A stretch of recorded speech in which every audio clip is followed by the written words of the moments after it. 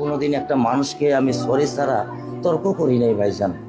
তা আমার এই 8 বছরের মাসুম একটা বাচ্চা কি অপরাধ?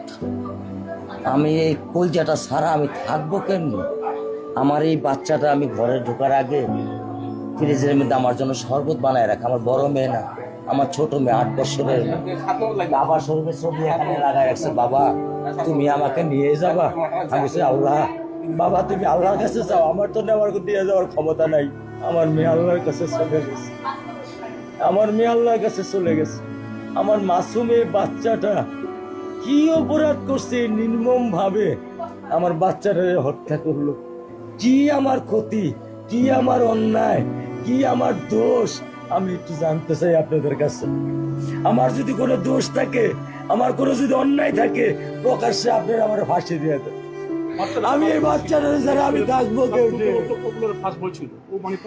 আমি কেমনে আমার এই কলজা টুকরা ছাড়া আমি থাকবো? আমার পক্ষে সম্ভব না। দিনে ও 50 থেকে 100টা কল দেয় আমারে, বাবা তুমি কখন আসবা, বাবা তুমি কখন আসবা, বাবা তুমি কখন আসবা। 8টা বছর আমি আমার বুকের এই ঘরে ঘুম পাড়াইছি।